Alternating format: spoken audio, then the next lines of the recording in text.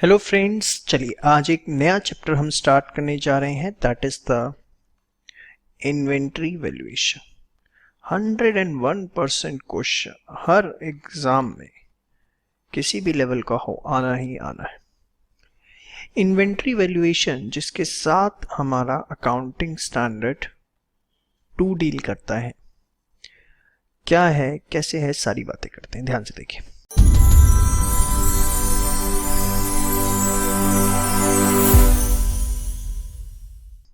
देखो, अगर मैं इन जनरल बात करूं तो इन्वेंट्री का मतलब क्या होता है। Inventory we can divide from trading organisation point of view. Trading organisation के पॉइंट ऑफ व्यू से जो इन्वेंट्री होती है वो सिर्फ और सिर्फ फिनिश्ड गुड्स की होती है। जबकि अगर मैं बात करूं मैन्युफैक्चरिंग ऑर्गेनाइजेशन की, तो मैन्युफैक्चरिंग ऑर्गेनाइजेशन के अंदर इन्वेंट्रीज के अंदर सिर्फ फिनिश गुड नहीं आता। It takes into account raw material, work in progress WIP, work in progress,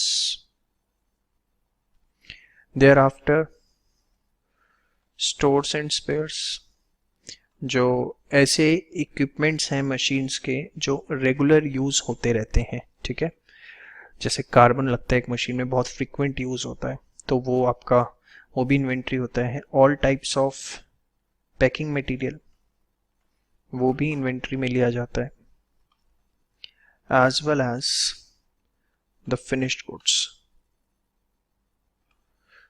तो इन्वेंट्री आपको समझ में आ गया ट्रेडिंग ऑर्गेनाइजेशन के पॉइंट ऑफ व्यू से और मैन्युफैक्चरिंग ऑर्गेनाइजेशन के पॉइंट ऑफ व्यू से। AS2 के अंदर हम बात करेंगे मेथड्स ऑफ इन्वेंट्री वैल्यूएशन की।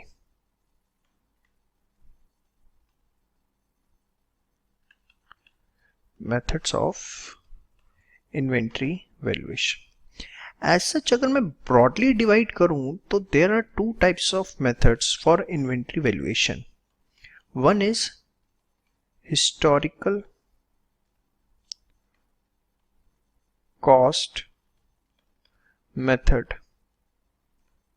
and second is non-historical cost method। क्या होता है हिस्टोरिकल कॉस्ट? अभी सब आपको मैं एक एक करके बताऊंगा, ध्यान से देखिए। हिस्टोरिकल कॉस्ट मेथड के अंदर बेसिकली हम बात करते हैं फीफो की,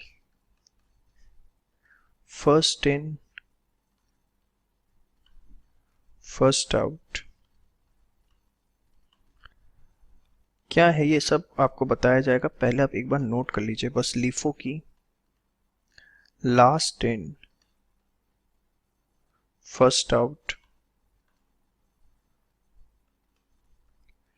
वेटेड एवरेज मेथड। एक इसमें सिंपल एवरेज भी होता है बट रेयर, वो चलता ही नहीं है, AS में तो है ही नहीं। Simple average method. और the last one specific identification cost method. Main हमारा फोकस इन 3 के ऊपर रहेगा। ये 3 मेथड कब लगते हैं? When inventory is deal on regular basis. अगर आप उस स्टॉक में डील कर रहे हैं जो रेगुलर बेसिस पे डील होता रहता है। ठीक है, रेगुलर बेसिस पे लाइक पेन है, अब मेरा आता रहता है बिकता रहता है, आता रहता है बिकता रहता है, तो उसके लिए मैं ये करूंगा। ये मेथड कब लगता है? When inventory is not deal on regular basis, like किसी ने मेरे को एक स्पेसिफिक ऑर्डर दिया है कि यार मेरा यूएसए से ये वाला पेन मंगा देना, ठीक है, जो खर्चा आएगा मैं दे दूंगा, तो वो मेरे लिए एक ऐसी चीज़ है जो मेरा रेगुलर डील नहीं हो रहा, तो फिर वहाँ मैं स्पेसिफिक आइडेंटिफिकेशन कॉस्ट, नाम से भी पता लगता है क्या होगा भाई, किसी ने स्पेसिफिक ऑर्डर दिया तो स्पेसिफिक ऑर्डर को मंगाने के लिए जो स्पेसिफिक खर्चा आएगा वो भी उससे रिकवर करूंगा, हाँ या ना। मेन जो हमें पढ़ने हैं वो ये पढ़ने हैं FIFO, LIFO and weighted average, historical cost method. Non historical के अंदर एक हमारा होता है एडजस्टेड सेलिंग प्राइस मेथड। ये कब लगता है, क्या होता है, मैं आपको बताता हूं। जैसे कि एक ग्रोसरी की शॉप है, रिटेल की शॉप है, तो वहां पे क्या होता है, there are lots of varieties, Maggi is there, atta dal चावल चीनी पता नहीं क्या क्या होता है, हाँ ना, thousands of items are there, और हर किसी का मार्जिन अलग है। तो एडजस्टेड सेलिंग प्राइस मेथड के अंदर क्या होता है, हमारे लिए पॉसिबल नहीं हो पाता कि हम हर आइटम की कॉस्ट निकालें और फिर सबको ऐड करें। तो जैसे एक रिटेल की दुकान है, उससे पूछा यार कितना कमा ले, तो क्या मार्जिन होता है ऑन एन एवरेज, किसी में 12% भी कमा रहा है, किसी में 8 भी कमा रहा है, किसी में 7 भी और किसी में 15 भी। तो उन्होंने कहा जितनी सेल होती है उसका एक अंदाजा होता है कि 10% कमा लेता हूँ, ठीक है। तो इसके अंदर हम क्या करते हैं मोटा मोटा कि सपोज अगर किसी की दुकान में 2 लाख रुपए का माल पड़ा हुआ है, सेल्स वैल्यू पे जो एमआरपी है उसकी सारी की 2 लाख रुपए है, तो अगर वो मोटा मोटा 10% कमा लेता है तो 2 लाख में से 10% माइनस कर दिया तो हम बोल देते हैं जो उसके पास स्टॉक पड़ा है वो 1,80,000 का है। जनरली ये रिटेल आउटलेट्स के अंदर ये वाला मेथड यूज होता है, ठीक है। Where it is not possible to find cost of every individual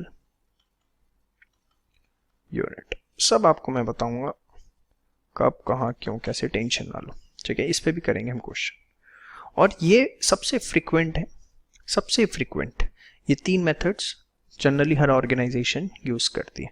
ये आपको नाम से ही पता लग गया, ये आज के टाइम पे खत्म हो चुका है, कोई यूज नहीं करता। अगर मैं बात करूं AS2 की, तो AS2 जो इस मेथड को प्रिस्क्राइब करता है वो फीफो है। AS2 तो कहता है कि आपको फीफो ही यूज करना है, अकाउंटिंग स्टैंडर्ड 2।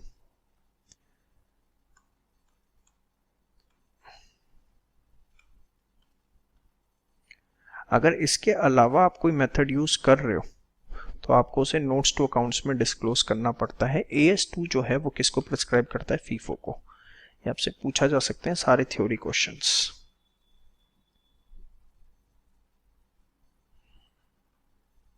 ठीक है।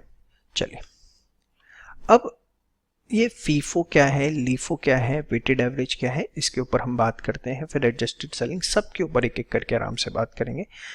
प्लीज पूरे यहां तक आप जरा एक बार नोट्स बना लीजिए, हो गया। चलिए अब मैं आपको सबसे पहले सिखाने जा रहा हूं फीफो मेथड।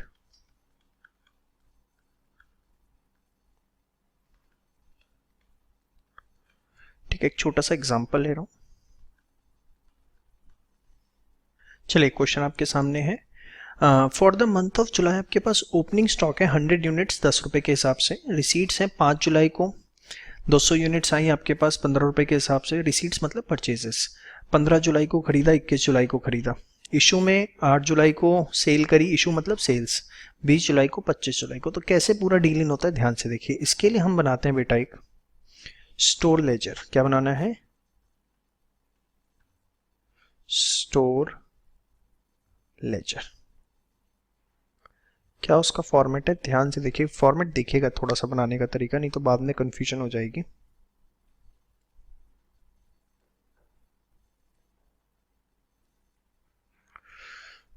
ये देखिए,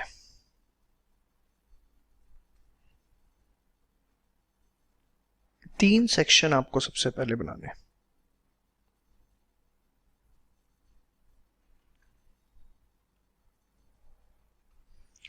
डेट, रिसीट, इशू,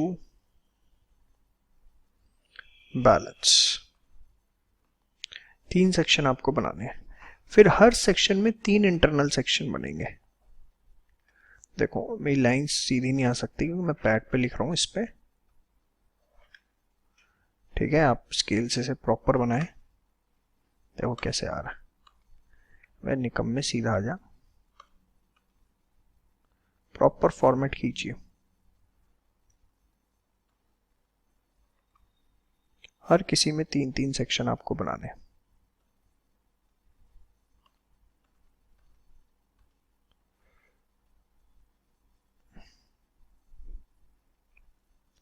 और क्या लिखना है ध्यान से देखिए, quantity, rate, amount, quantity, rate, amount, quantity, rate, amount, ठीक है। अब कैसे करना है आपको क्वेश्चन,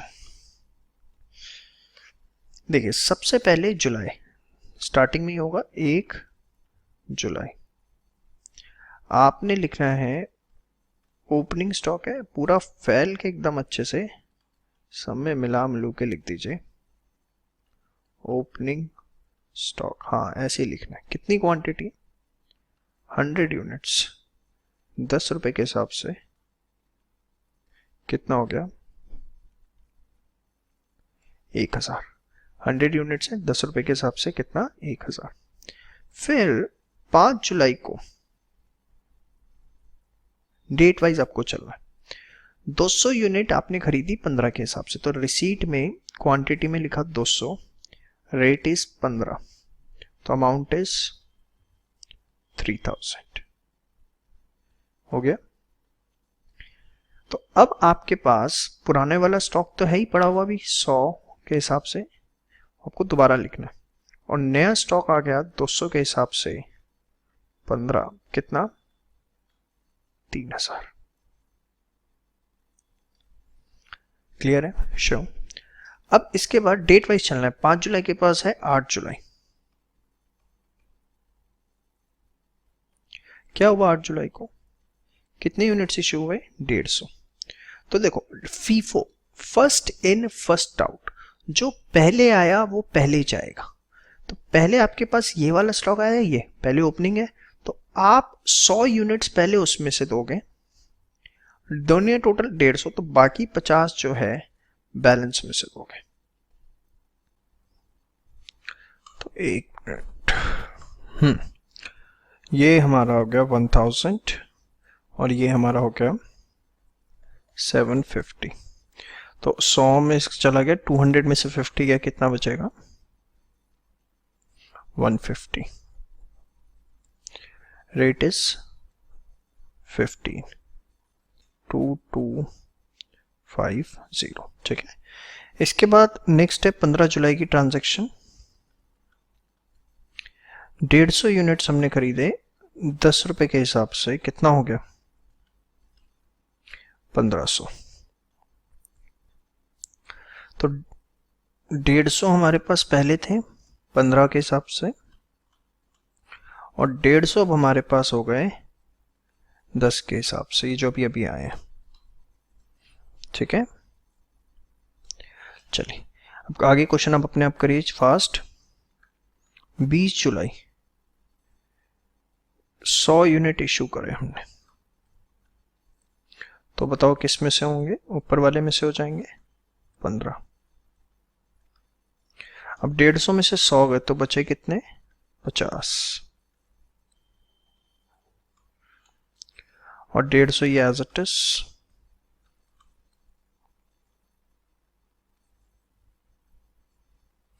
सॉरी 10 रुपए के हिसाब से ये,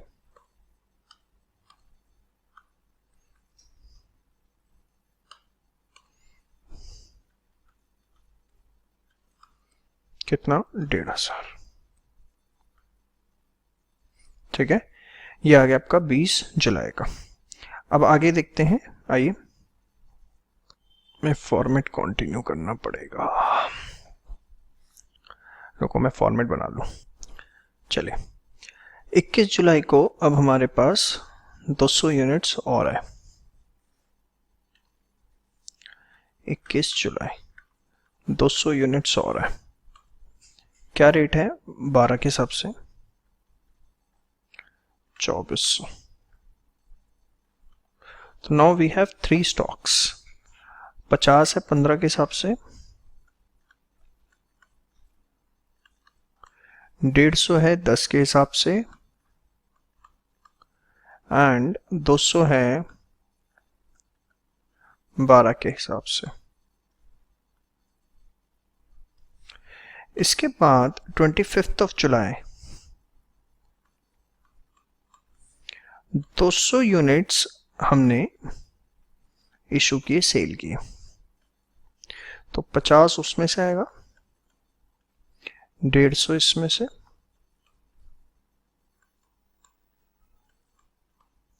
तो बचे कितने? 200 यूनिट्स ये वाले। ठीक है, so this is the ending. अब ध्यान से देखिए, यहां पर जो ये 2400 आपके पास बचा, this is what called as value of closing stock. ये जो आपका इश्यू कॉलम था, इसका अगर आप टोटल कर देते हैं 750 plus 1500 2250 plus 1000 plus 750 plus which is 3250। क्या कर दिया? 3250 प्लस 1500 प्लस 750 5500। ये जो निकल के आता है इशू कॉलम का total, this is called as cost of goods sold. And जो आपने परचेज कॉलम है, रिसीट कॉलम, इसका आप टोटल करेंगे तो this will be total purchases. कितना है? 4500 और 2400, 6900। ठीक है, तो ये था हमारा फीफो मेथड। होपफुली आपको समझ में आया। बहुत ही सिंपल, कुछ भी एज सच इसके अंदर टेक्निकल इतना कुछ नहीं है। इसे आप फटाफट एक बार नोट डाउन कर लीजिए। और एक क्वेश्चन मैं आपको देता हूं, वो आप करिए अपने आप। For the month of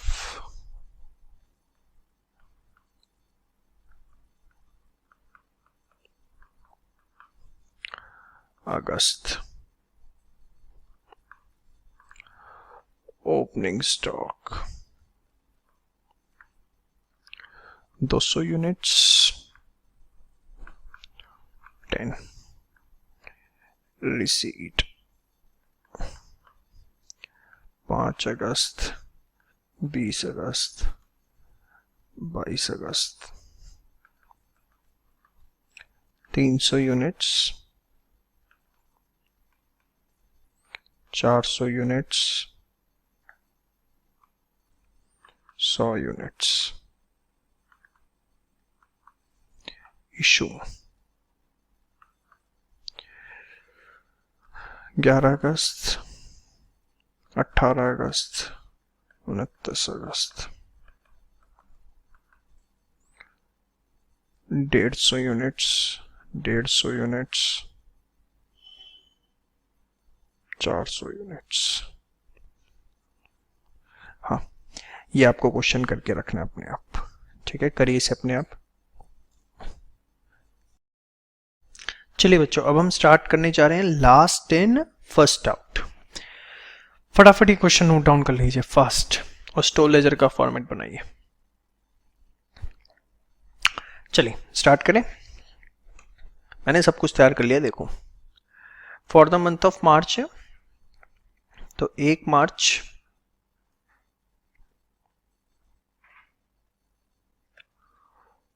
opening stock. अब ध्यान से देखें, कितना है? 200 यूनिट्स 10 रुपए के हिसाब से,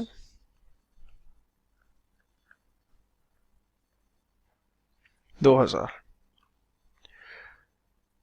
फिर 5 मार्च को 300 यूनिट्स रिसीव हुए 12 के हिसाब से।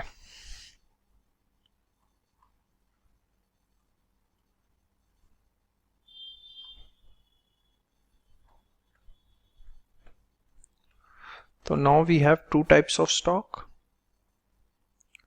200, 10, 2000, 300, 12, 3600। इसके बाद हमारे पास बेसिकली नेक्स्ट डेट है 6 मार्च, जिस दिन हमने 200 यूनिट्स इशू किए। तो 6 मार्च 200 यूनिट्स इशू हुए। अब ये जो 200 यूनिट्स इशू हुए, लीफो है बेटा, लास्ट इन फर्स्ट आउट। जो लास्ट में आया वो पहले जाएगा, विधि का विधान से अलग। जो लास्ट में आया पहले जाएगा, मतलब इनमें से पहले मैं ये वाला इशू करूंगा। So now you have two types of stock. दो ऊपर वाला तो एज इट इज पड़ा हुआ है आप पे, और नीचे वाला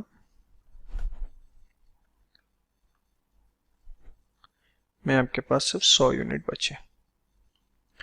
फिर 8 मार्च को आ गए 400 यूनिट्स। वाओ,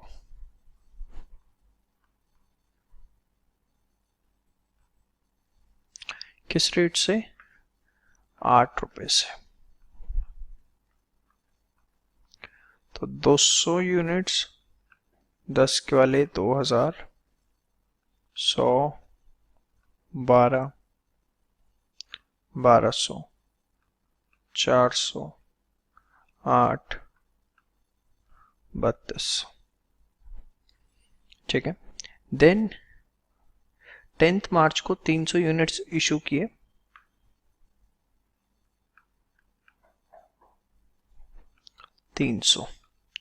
तो इसमें से चले जाएंगे, लास्ट वाले में से लीफो है ना, लास्ट इन फर्स्ट आउट। तो 200 ये बचे हमारे पास, 100 ये बचे, और इसमें से हमारे पास 100 बचे।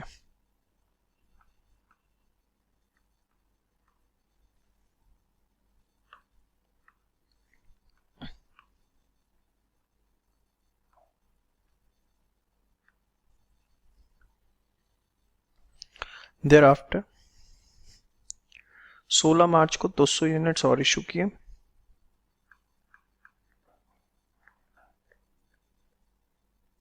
तो 100 इसमें से गए, 100 इसमें से गए।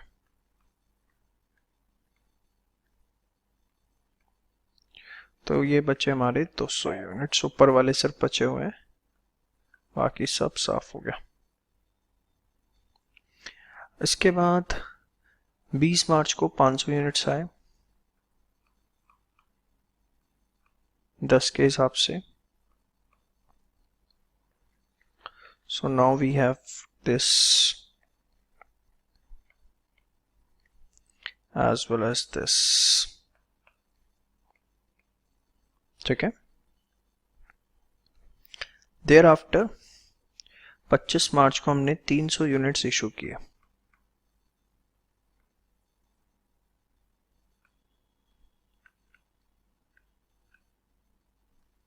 यूनिट्स हमने इशू कर दी।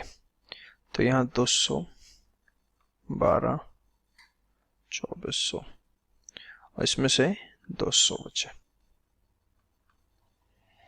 2000 रुपये। तो टोटल हमारा कितना हो गया? Value of closing stock. इससे आपके पास कॉस्ट ऑफ गुड्स सोल्ड आ जाएगा, और इससे आपके पास टोटल परचेजेस।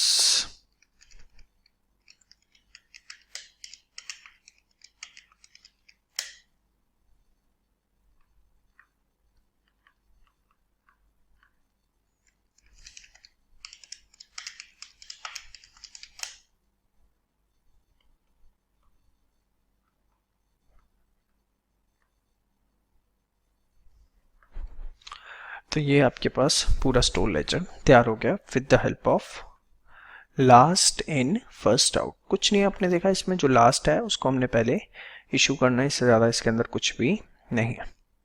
ठीक है, चलिए क्वेश्चन देता हूँ, करके दिखाइए आप, साथ साथ लिख लो।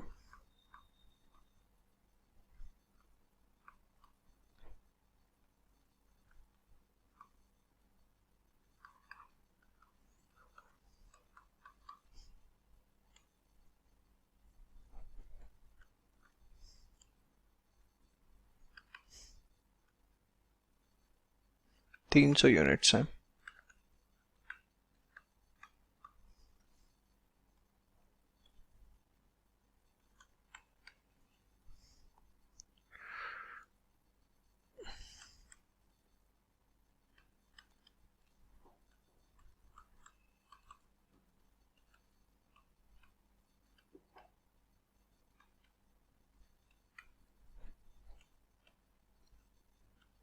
तीन 300 यूनिट्स,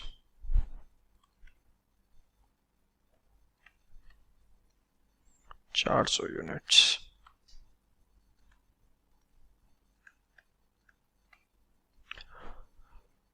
इशू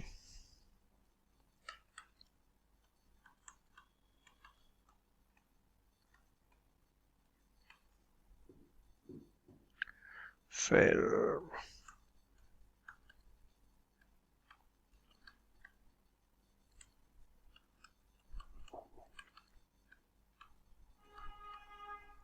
उसके बाद 27 अप्रैल को। ये क्वेश्चन आपके सामने जो आपको करना है, इसमें आपका आंसर क्या आएगा, एक मिनट आपको बताता हूँ। मेरे हिसाब से इसका आंसर आपके पास लास्ट में जो है 100 इंटू 8, 100 इंटू 9, 100 इंटू 11, मेरे हिसाब से शायद ये बचना चाहिए, हो सकता है मैं गलत हूँ,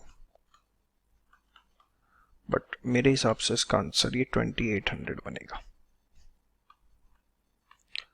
हाँ ठीक है जी, चलिए करिए इसे अपने आप, यही बच रहा है।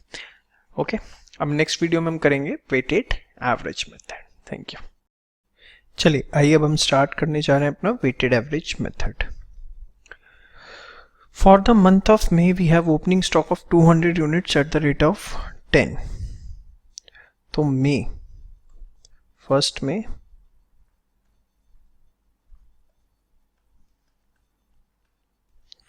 opening stock that we have 200 units, 10 के हिसाब से 2000। नॉर्मल स्टार्टिंग है जैसे करते हैं सबके, जो नया होगा वो आपको बताएंगे। चलिए 2 मई को 300 यूनिट्स आए,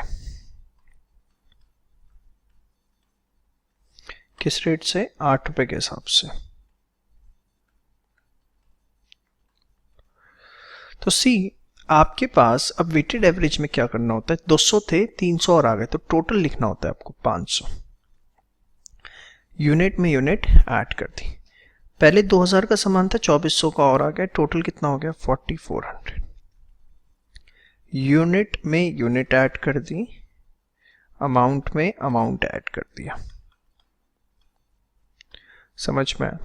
तो यू हैव 4400 रुपीज स्टॉक और 500 रुपए उसका, 500 यूनिट्स का। तो पर यूनिट प्राइस आप निकाल दो, दोनों को डिवाइड करके।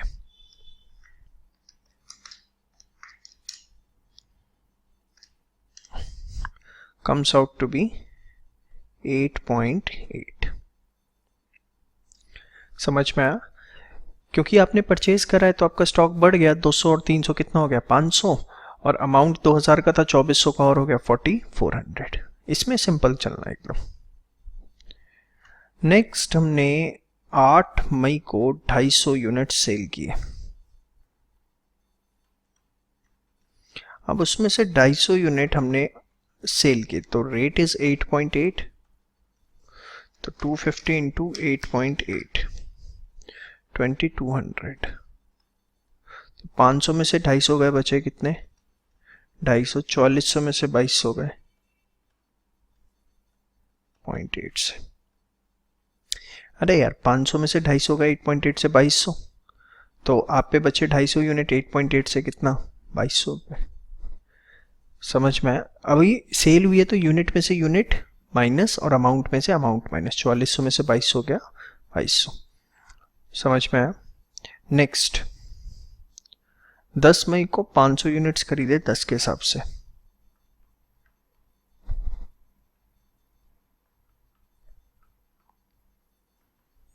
सो नाउ 500 और 250 टोटल कितना हो गया? 750। बेनिकम्मो 250 था, 500 और खरीदा, टोटल 750 हो गए। अमाउंट कितना हो गया बताओ? 7200। कैसे आया ये? 5000 जमा 2200, 7200। ठीक है। और यहाँ आपको रेट निकालना है तो 7200 divided by, her bar purchase करोगे तो नया रेट निकालना पड़ेगा आपको। This is 9.6। ठीक है। फिर आप 12 मई को 400 यूनिट्स गए, 9.6 के हिसाब से, तो 3840, 350, 9.6, 3360। इसको आप कैसे भी निकाल सकते हैं, या तो आप ये समझिए 7200 में से 3840 माइनस किया, या आपने इसे निकाल लिया 350 इंटू 9.6, उससे कोई फर्क नहीं पड़ता, आंसर विल रिमेन सेम। ठीक है। फिर 20 मई को 200 यूनिट्स खरीदे, कितने के हिसाब से? 12। तो now total I have 550 units, 350 और 200, और अमाउंट कितना हो गया? 5760। This is 33। ये सिर्फ आपकी अंडरस्टैंडिंग के लिए, एग्जाम में मत टीचर को समझाने बैठ जाना। 5760 डिवाइडेड बाय 550। अब ये आ रहा है 10.47। अब थोड़ा वो 472 आ रहा है, थोड़ा सा यहाँ पे गड़बड़ हो जाएगी, तो आप नियरेस्ट राउंड ऑफ करके लिख दो। 10 on 25th of May, 350 unit गए, 10.47, 3665। तो हमारे पास कितने बचे? 200 यूनिट्स। तो ये आ गया 2095। 5760 में से 3665 क्या? ठीक है। तो ये आपका 10.47 से बच गया। तो ये आपकी वैल्यू आ गई किसकी? क्लोजिंग स्टॉक की।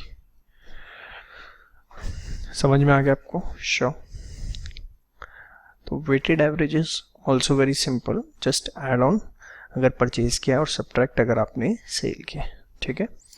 अब जो आपने क्वेश्चन फीफो और लिफो से किए थे वही आप वेटेड एवरेज से भी एक बार कर लीजिए फास्ट। हाँ, इसके दोनों क्वेश्चन प्रैक्टिस करने हैं, जो आपने फीफो और लिफो से भी पिछली वीडियोस में प्रैक्टिस करे हैं वही आप वेटेड एवरेज से दोनों क्वेश्चन मुझे करिए। हाँ, प्रैक्टिस करिए, आंसर क्या आएगा और आप देखो क्या आएगा, बता देना मुझको। ठीक है, चलिए, थैंक यू सो मच। तो फ्रेंड्स, अभी तक हम कौन कौन से मेथड्स देख चुके हैं? FIFO, LIFO and weighted average.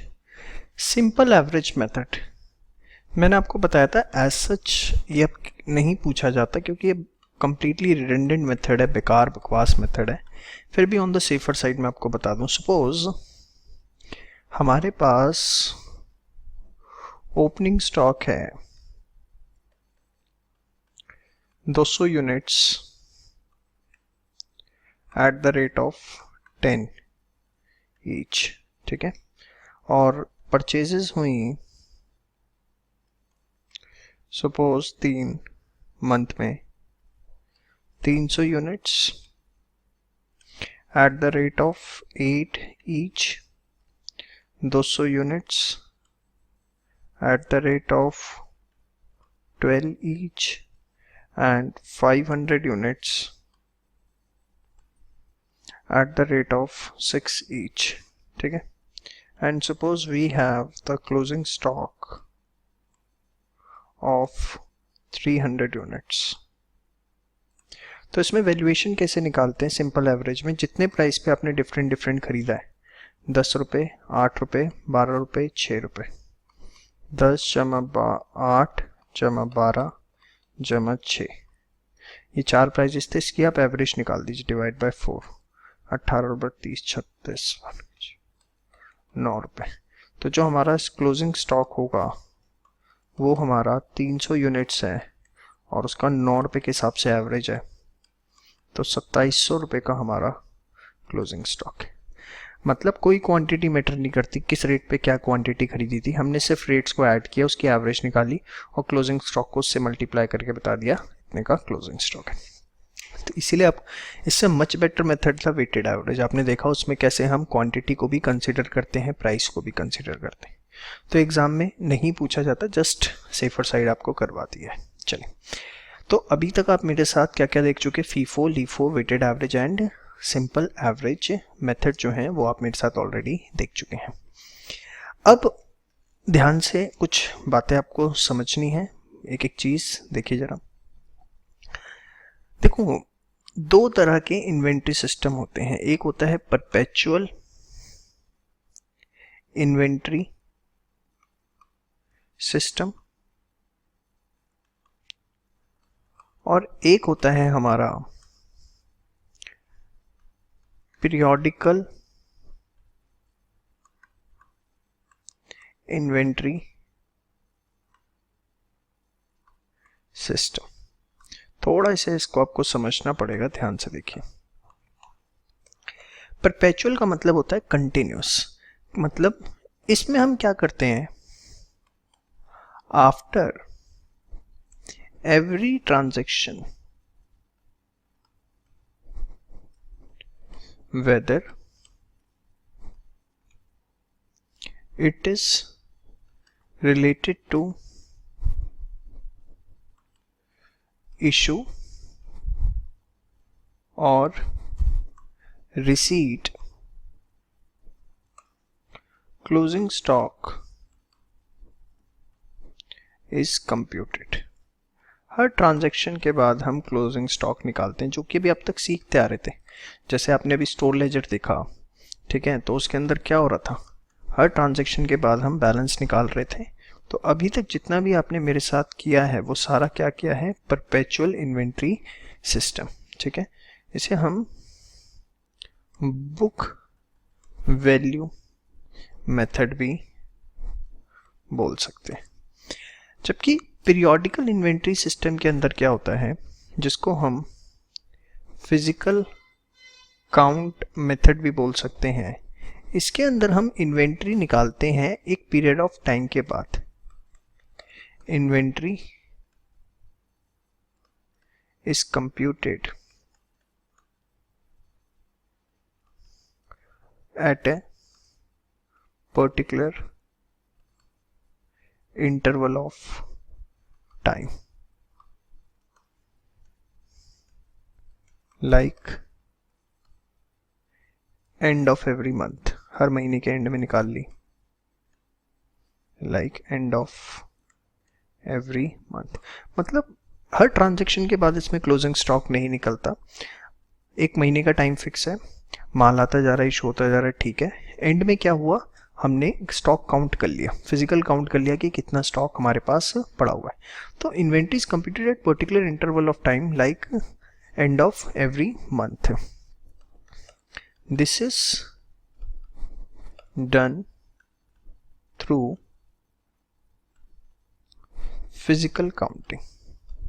किसके थ्रू होता है ये, फिजिकल काउंटिंग। ऑब्वियसली जब हम स्टॉक काउंट करेंगे, तो एक ऑर्गेनाइजेशन दोनों चीजें करती है, परपेचुअल भी और पीरियोडिकल भी। दोनों से स्टॉक वैल्यू क्या आनी चाहिए, सेम आनी चाहिए। ठीक है, अब सपोज परपेचुअल के अंदर कोई वैल्यू आ रही है और पीरियोडिकल में कोई वैल्यू आ रही है, ठीक है। Mean suppose periodical inventory valuation से जो स्टॉक वैल्यू आई,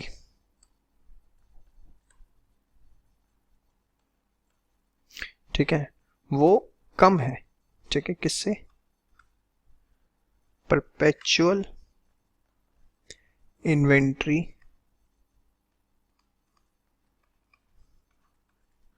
वैल्यूएशन के मुकाबले से जो स्टॉक वैल्यू आई उससे वो कम है। तो इसका मतलब कहीं ना कहीं देयर आर चांसेस कि there is some loss by theft, yes और नो, और might be some stock is not physically received, हो सकता है कि फिजिकली रिसीव नहीं हुआ, हाँ या नो, या ऐसा हो सकता है सम स्टॉक इज डिस्पैच्ड, कि हमने कुछ स्टॉक डिस्पैच तो कर दिया बट इनवॉइस उसका भी रेस नहीं हुआ। तो there can be various reasons, theory के पॉइंट ऑफ व्यू से सब बहुत इंपॉर्टेंट है कि भाई फिजिकली स्टॉक कम है, इसका मतलब या तो कुछ चोरी हो गया या कुछ परचेज कर लिया है, इनवॉइस आ गया लेकिन अभी स्टॉक हमें रिसीव नहीं हुआ, या देयर कैन बी कि सम स्टॉक जो है वो हमने डिस्पैच तो कर दिया बट अभी उसका इनवॉइस जो है वो रेज नहीं हुआ। तो there can be these reasons, yes और no. So vice versa case के अंदर क्या होगा, अगर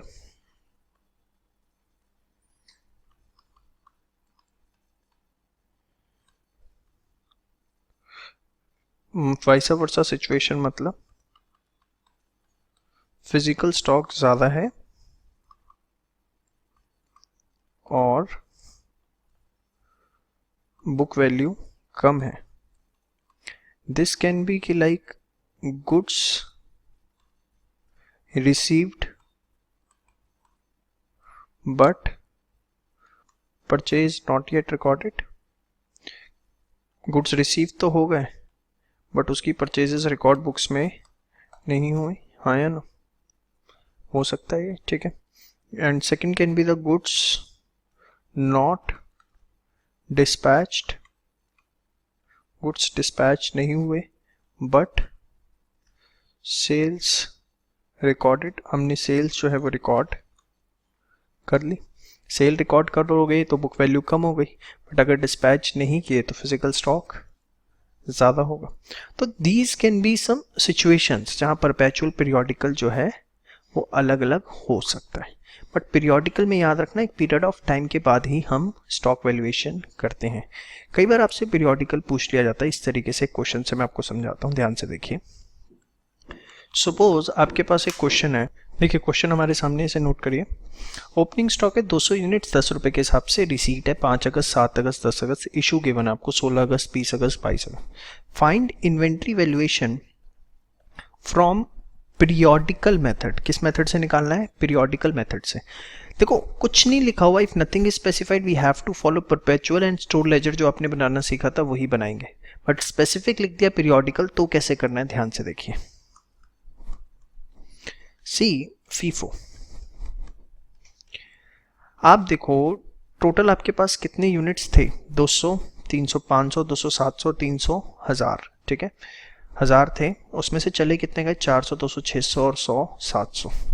टोटल स्टॉक अवेलेबल था 1000 यूनिट्स, स्टॉक सोल्ड 700 यूनिट्स, तो बचा कितना, 300 यूनिट।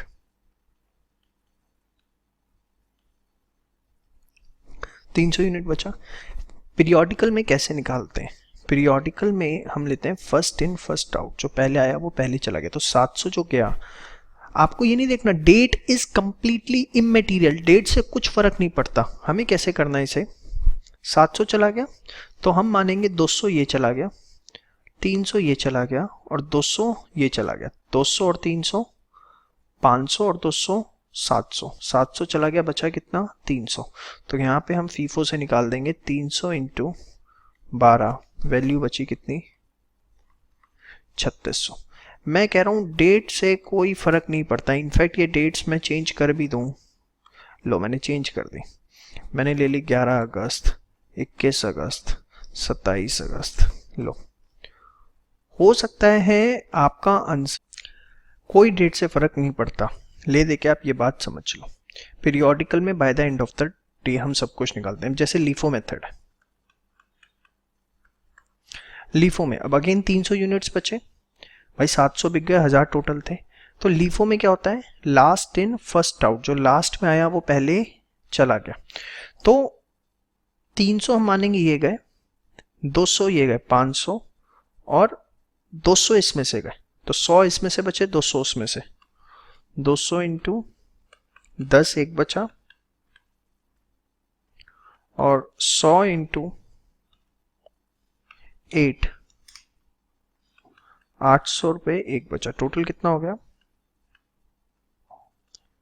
2800 रुपये। समझ में आया? This is what last in first out. अगर लीफो में पीरियोडिकल है तो भैया निकम्मो, निकम्मो से ज़्यादा अच्छा समझ में आता है तुम्हें, भैया से समझ में नहीं आता। 700 यूनिट बेचे हैं, क्या मानेंगे, लास्ट वाले पहले बिक गए। डेट मत देखो, डेट देखते हैं परपेचुअल में। तो 300 ये बिक गए, 200 ये बिक गए, 500 और 200 इसमें से, तो 200 वो बचे, 100 ये बचे। समझ में आ गया? पक्का शो। तो यहाँ पर क्लोजिंग स्टॉक की जो वैल्यू है वो इस हिसाब से कितनी आएगी, 2800। स्टोर लेजर बनाओगे तो डेट मैटर करती है, पीरियोडिकल में मैटर नहीं करती। एग्जाम में ध्यान रखना, पीरियोडिकल तो नहीं लिखा हुआ कहीं। तीसरा कौन सा है, वेटेड एवरेज। सारी क्वांटिटीज को मल्टीप्लाई करके एवरेज निकाल लो, 200 into 10, 300 into 8, 300 into 8, 200 into 10,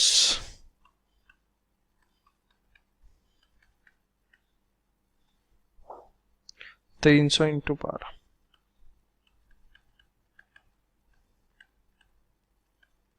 total कितना हो गया, 2000 जमा 2400 जमा 2000 जमा 3600, 10,000 यूनिट्स इज 1000। तो per unit rate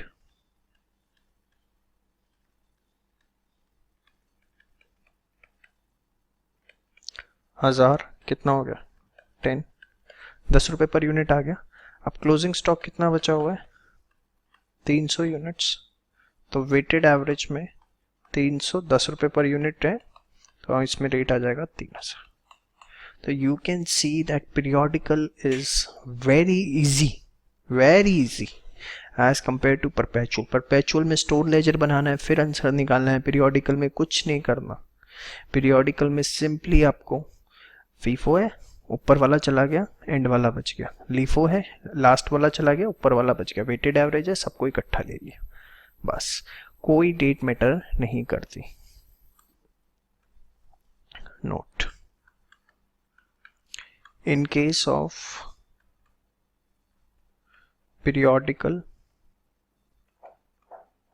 inventory system, जो पीरियोडिकल इन्वेंट्री सिस्टम हमारा है उसके अंदर date has no relevance. Date of receipt and issue has no relevance. Point number 1. Second, if nothing is specified in question,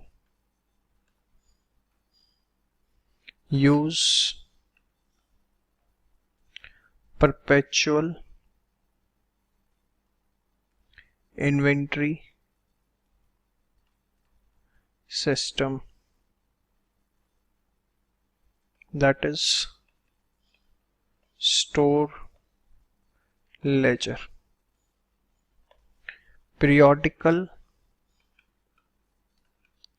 inventory system will be used only if it is specifically given in question. तो hopefully आपको मेरी ये बात periodical की अच्छे से clear हो चुकी है, समझ में आ गया। शो चलिए बाकी हम नेक्स्ट पार्ट के अंदर देखते हैं। आइए दोस्तों, अब हम बात करने जा रहे हैं कुछ basic plus most important concepts की।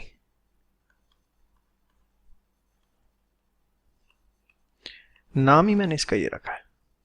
मैं यहाँ पे आपको दो तरह के बेसिक कॉन्सेप्ट सिखाऊंगा और फिर उन दोनों को मर्ज करके हम क्वेश्चंस देखेंगे। आइए, सबसे पहले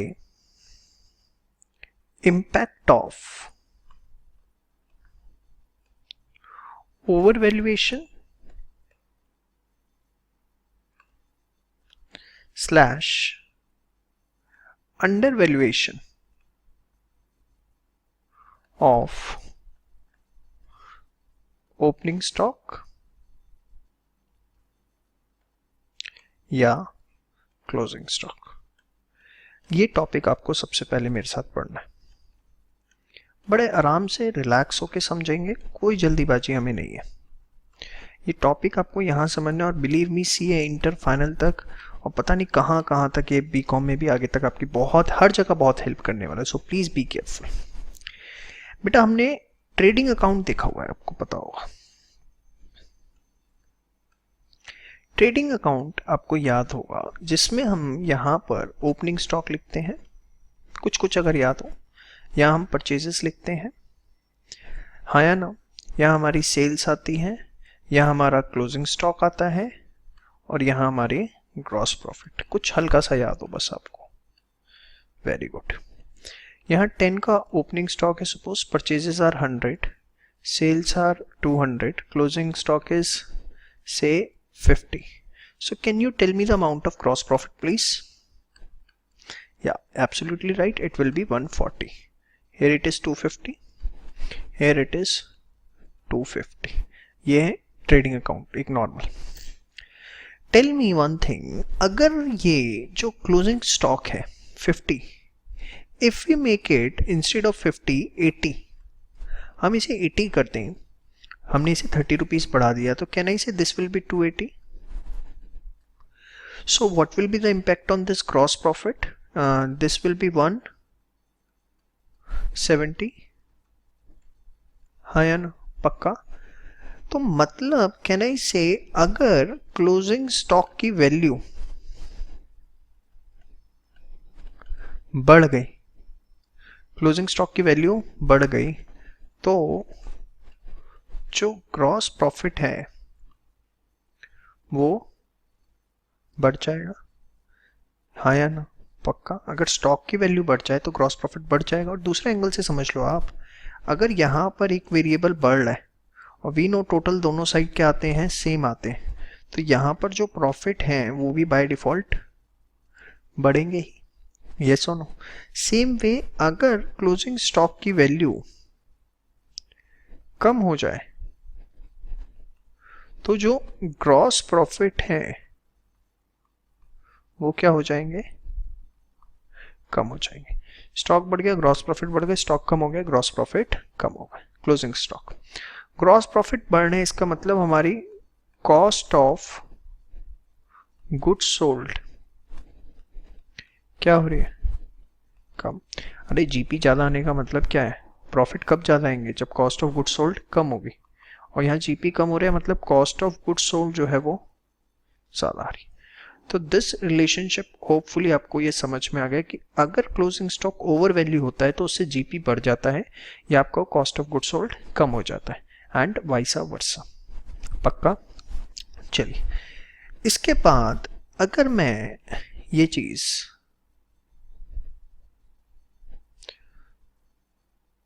ओपनिंग स्टॉक के लिए अप्लाई करूं, किसके लिए, opening stock. Suppose opening stock जो आपका 10 है ये बढ़ के 20 हो गया, तो ये ग्रॉस प्रॉफिट आपके 140 की जगह कितने रह जाएंगे, 130। इफ यू वांट टू से इट, अच्छा क्लोजिंग स्टॉक के लिए कम होगा तो मतलब अगर मैं इसे ट्रेडिंग अकाउंट से ही दिखाऊं तो अगर ओपनिंग स्टॉक बढ़ गया तो प्रॉफिट कम हो जाएंगे, ओपनिंग स्टॉक कम हो गया तो प्रॉफिट बढ़ जाएंगे। यस और नो शो। तो ओपनिंग स्टॉक अगर वैल्यू बढ़ गई तो ग्रॉस प्रॉफिट क्या हो जाएंगे, कम। कॉस्ट ऑफ गुड्स सोल्ड बढ़ गया, मतलब ओपनिंग स्टॉक अगर वाइसा वर्सा कम हो गया तो हमारे ग्रॉस प्रॉफिट बढ़ जाएंगे और कॉस्ट ऑफ गुड्स सोल्ड कम हो जाएगा। यस और नो। तो यहां पर प्रॉफिट के साथ इनवर्स रिलेशनशिप आपको देखने को मिल रहा है। ये तो था हमारा फर्स्ट कॉन्सेप्ट। अब सेकंड कॉन्सेप्ट मैं आपको समझा रहा हूं, ध्यान से देखिए, फिर दोनों को मर्ज करना है। सिचुएशन ऑफ इन्फ्लेशन, इन्फ्लेशन की अगर सिचुएशन है, इन्फ्लेशन की सिचुएशन मतलब चीजें महंगी हो रही है, महंगी चीजें आपको हर बार मिल रही है, और उसमें ऑर्गेनाइजेशन अगर फीफो मेथड यूज करे। कौन सा मेथड, फीफो मेथड। बड़े ध्यान से समझना, इन्फ्लेशन है मतलब हर बार आप स्टॉक ला रहे हो तो आपको पिछली बार से वो महंगा मिल रहा है। यही मतलब है इन्फ्लेशन का कि every time we are buying the new stock from the market we are getting at a higher price. And suppose the organization is using FIFO method. हमारा फर्स्ट लॉट ये आया था, सेकंड ये आया, थर्ड ये आया और फोर्थ ये आया। ठीक है, हमने 4 परचेजेस करी और हर बार पिछली बार से महंगा आया और हम फीफो यूज कर रहे हैं। तो tell me, first in first out, जो पहले आया वो पहले चला गया। तो हमने सपोज पहले 2 लॉट इशू कर दिया, 3 लॉट इशू कर दिए, ये हमने इशू कर दिया। तो बैलेंस जो बचेगा फीफो में, लास्ट वाला बचेगा, क्योंकि जो पहले आया वो पहले चला गया। मतलब in case of FIFO, in case of inflation, if we are using this FIFO method, तो जो हमारे पास क्लोजिंग स्टॉक बचेगा वो कंपैरेटिवली सबसे हायर वैल्यू का बचेगा। समझ में आ रहा है आपको? सेम वे अगर हम इसी में लीफो यूज कर रहे होते, कौन सा, लास्ट इन फर्स्ट आउट, तो होता क्या, देखो इन्फ्लेशन है, हर बार महंगा आएगा, लेकिन हम जो इशू करेंगे वो लास्ट वाले में से इशू करेंगे, मतलब ये हमारे लास्ट वाले इशू हो गए, हाँ या ना। तो जो बैलेंस बचेगा वो सस्ते वाला बचेगा। मतलब अगर आप इन्फ्लेशन की सिचुएशन में अगर यूज कर रहे हैं लीफो मेथड, तो जो क्लोजिंग स्टॉक आपका बचेगा वो आपका कंपैरेटिवली लोअर वैल्यू का बचेगा। होपफुली आपको मेरी बात समझ में आ रही है, पक्का आ रही है? शो, कोई डाउट इसके अंदर? In a vice versa situation, that is the situation of deflation, situation of deflation. अगर डिफ्लेशन की सिचुएशन है तो क्या होगा, हर बार जो स्टॉक आ रहा है वो पिछली बार से सस्ता आएगा। FIFO we are using first in first out. अब क्या होगा बताओ, ये वाला हमारा स्टॉक पहले वाला इशू हो जाएगा, तो ये बैलेंस बचा, हाँ या ना, पक्का। तो यहां पर जो क्लोजिंग स्टॉक बचेगा वो कंपैरेटिवली लोअर वैल्यू का होगा। इसके बाद अगर यही चीज आप लीफो में देखें, लीफो में अब देखो डिप्रेशन है, मतलब हर बार माल जो आ रहा है पिछली बार से सस्ता आ रहा है, तो आप लीफो के अंदर बताइए कौन सा माल आपका पहले इश्यू हो जाएगा, ये वाला। तो आपके पास जो बैलेंस बचेगा ये आपका क्या हो गया, इशू। तो आपके पास जो बैलेंस बचेगा वो हायर वैल्यू का बचेगा। मतलब अगर डिफ्लेशन में, इकोनॉमी में डिफ्लेशन की सिचुएशन है और आप लीफो यूज कर रहे हैं तो क्लोजिंग स्टॉक आपके पास हायर वैल्यू का बचेगा। होपफुली आपको मेरी बात समझ में आ रही है। नहीं आ रही दोबारा देख लो निकम्मो, इससे आसान से क्या समझाऊं। इन्फ्लेशन डिफ्लेशन, तो आपकी जो एक समरी तैयार हुई, क्या तैयार हुई बताओ, क्लोजिंग स्टॉक,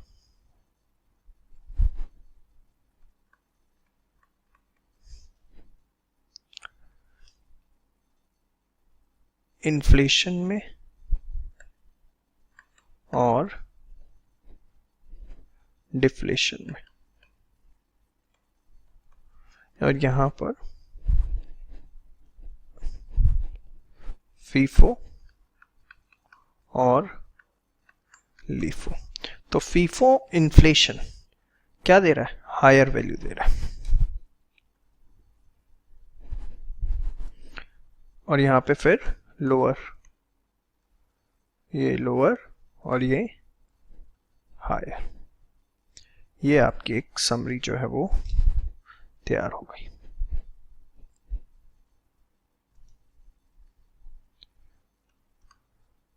सेकंड कॉन्सेप्ट से। तो अब इन दो कॉन्सेप्ट्स को मर्ज करने का टाइम आ गया, कॉन्सेप्ट 1 एंड कॉन्सेप्ट 2। कैसे, क्या क्वेश्चंस एग्जाम में पूछ लिए जाते हैं। If during inflation firm is using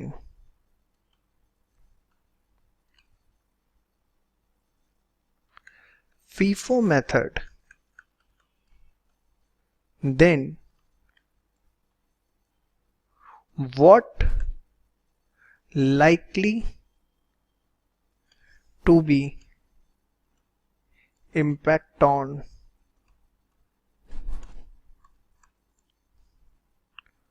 profits. 1 mark का क्वेश्चन है, लेकिन समझना तो पड़ेगा, नंबर तो लाने हैं, हर नंबर इंपॉर्टेंट होता है। तो वी नो इन इन्फ्लेशन चीजें, आपको तो वहां सिर्फ आंसर लिखना होगा, महंगी आती, फीफो है मतलब ये चला गया, तो जो क्लोजिंग स्टॉक बचा वो हायर वैल्यू का बचा। क्लोजिंग स्टॉक हाई होता है अगर, तो प्रॉफिट भी बढ़ जाता है। तो आंसर क्या होगा इसका, profit will be higher. Question अब आपको समझ में आ गया, लग रहा होगा कुछ नहीं है, समझ आ गया, इसलिए एक और क्वेश्चन दे रहा हूं। During inflation firm is using LIFO method, what likely to be the impact on cost of goods sold?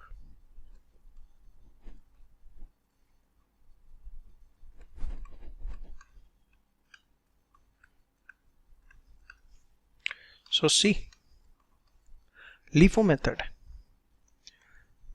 LIFO inflation में चला गया, क्लोजिंग स्टॉक जो बचा वो कम बचा, प्रॉफिट कम, तो cost of goods sold will be higher. तो क्या लिखोगे, cost of goods sold will be higher. 1 mark 2 mark में क्वेश्चन आपसे एग्जाम में पूछा जा सकता है। तो होपफुली आपको ये अब क्लियर हो चुका है सारा का सारा। Next now I am going to discuss after this video adjusted selling price method. Thank you so much. यहाँ तक सारा अच्छे से आप एक बार नोट डाउन कर लें, कोई डाउट आपके मन में नहीं होना चाहिए, ठीक है। चलिए दोस्तों, अब हम स्टार्ट करने जा रहे हैं एडजस्टेड सेलिंग प्राइस मेथड। मैंने आपको स्टार्टिंग के अंदर बताया था कि ये जनरली यूज होता है रिटेल आउटलेट्स के अंदर, या जहां पर वेरियस टाइप्स ऑफ इन्वेंट्रीज होती हैं बहुत ज़्यादा। अब प्लीज़ ध्यान से देखिए, रिटेल आउटलेट में क्या होता है, मैं आपको एग्जांपल से दोबारा रिपीट कर दूं। There are various items, thousands of items, कोई किसी अमाउंट पे आता है, कोई किसी अमाउंट पे आता है। तो by the end of the day हमारे पास जो क्लोजिंग स्टॉक होता है उसकी हमें सेल्स वैल्यू तो पता होती है, बट उसकी कॉस्ट निकालना इतना आसान नहीं होता। खैर आज के टाइम पर तो फिर भी वो स्कैनिंग सिस्टम आ गया, एक एक चीज़ कंप्यूटराइज हो चुकी है बड़े बड़े आउटलेट्स के अंदर। बट जो आज भी छोटे स्केल पे काम कर रहे हैं, माल खरीद के लाते हैं, बिकता रहता है, नंबर ऑफ यूनिट्स है, मैगी है, कैंपा है, टॉफ़ी, बिस्किट, चीनी, आटा, दाल, चावल, चीनी, बहुत सारी चीज़ें तो क्लोजिंग स्टॉक हमें एंड में पता है सेल्स वैल्यू पे। तो हम लोग उनसे क्या करते हैं, काम करते हैं कि पूछ लेते हैं कि आपका प्रॉफिट मार्जिन होता कितना है ऑन एन एवरेज। उन्होंने कहा 10% होता है, ठीक है। तो जो क्लोजिंग स्टॉक सेल्स वैल्यू पे है, सपोज वो 100 रुपीज़ का है, तो हम उसमें से 10 रुपीज़ माइनस कर देते हैं और 90 रुपीज़ हमारे पास क्लोजिंग स्टॉक की वैल्यू आ जाती है। पहला तरीका तो ये। दूसरा तरीका, हमने उनसे पूछा प्रॉफिट मार्जिन बताओ, उन्होंने कहा ये पता होता तो आपको बुलाते, यही तो आपको बताना आपका काम क्या है। अच्छा चलो, तो उनसे मैंने पूछा आपने साल भर के अंदर कितनी परचेजेस की, suppose first year of business है, तो उन्होंने कहा 1 लाख की परचेजेस पता लग गई। तो मैंने उनसे पूछा आपने सेल्स कितने की करी, उन्होंने कहा अभी तक हो गई है कोई 90,000 की। उन्होंने ये 2 डेटा दे दिए। मैंने अपने असिस्टेंट्स को लगाया और क्लोजिंग स्टॉक की जो एमआरपी थी वो सब प्लस करवा दी, तो पता लगा इनके पास 25,000 क्लोजिंग स्टॉक पड़ा हुआ है एट सेल्स वैल्यू, ठीक है। अब ये टोटल आए साल भर में 1 लाख की परचेज करके, suppose there is no opening stock, sale हुई 90,000 की और अभी भी इतना माल पड़ा हुआ है जो 25,000 का बिक जाएगा। Closing stock is at sales value. तो अगर मैं देखूं तो ये जो परचेज 1 लाख की करके लाए, इसकी टोटल सेल्स वैल्यू अगर ये बेचते हैं तो 90,000 का माल बिक चुका है इसमें से, और 25,000 रुपये का भी और बिक जाएगा, तो उसकी टोटल सेल्स वैल्यू कितनी हो गई, 1,15,000। हाँ या ना, पक्का शो। तो अब एक तरह से ये प्रॉफिट कितना कमाएंगे उस पर, 1,15,000 और 1 लाख की परचेजेस है तो 15,000 रुपये कमा लेंगे। हाँ या ना। तो अगर मुझे इनका प्रॉफिट परसेंटेज निकालना है तो 15,000 डिवाइडेड बाय, अगर कॉस्ट पे निकालना है तो मैं 1 लाख से डिवाइड कर दूं, और सेल्स पे निकालना है तो 1,15,000 से, तो मैंने 1 लाख से डिवाइड कर दिया इनटू 100। तो ये आ गया 15% ऑन कॉस्ट, या 15,000 बटा 1,15,000 इनटू 100। तो 15,000 divided by 1,15,000, this is 13.04% on, जैसे मर्जी आप निकाल लो। तो मार्जिन निकल गया इससे। वो बता दे तो अच्छी बात है, ना बताएं। जो परचेज करके लाए हैं कितने की थी वो, 1 लाख की। सेल्स पता है, क्लोजिंग स्टॉक सेल्स वैल्यू पे पता लग जाएगा। तो ये पता लग गया कि जो माल है वो टोटल इतने का बिक जाएगा। खरीदा कितने का, 1 लाख, तो प्रॉफिट पता लग गया, परसेंटेज निकल, हाँ या ना, समझ में आया? शो, तो what I have to do, अगर मैं देखूं स्टेप सेकंड वाले में, मुझे निकालनी है total expected sales which is actual sales plus closing stock at selling price. Thereafter total expected sales निकल गई, तो मुझे निकालनी है profit, that is expected which is total expected sales minus purchases। अब कहोगे सर ओपनिंग स्टॉक है तो क्या करेंगे, ये भी सोच रहे होगे ना, बताते हैं, चलो परचेजेस, ठीक है। उसके बाद आप क्या निकाल सकते हो, अपनी प्रॉफिट परसेंटेज, ठीक है। इधर आप उसे ऑन कॉस्ट निकाल लो या आप उसे ऑन सेल निकाल लो। देखो समझ में आया? श्योर। अब रही बात ओपनिंग स्टॉक वाले की, उसको भी देख लेते हैं। पहले एक मैं एग्जांपल देता हूं, आप उसे करके दिखाइए मुझे। Purchases during the year 5 lakh, sales during the year 8 lakh, closing stock at sales price।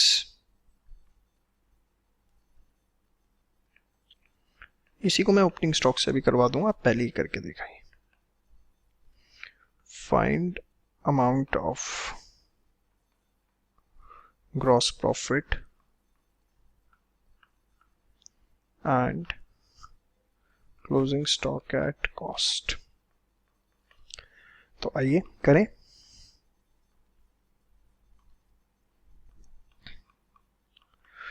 Total expected sales निकाल लेते हैं।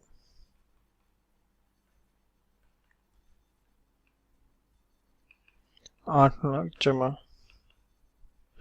2 लाख कितना हो गया,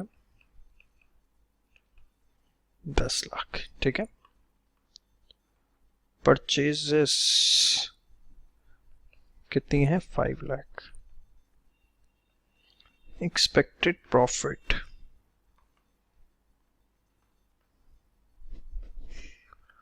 5 लाख, तो प्रॉफिट परसेंटेज ऑन सेल्स निकाल लें।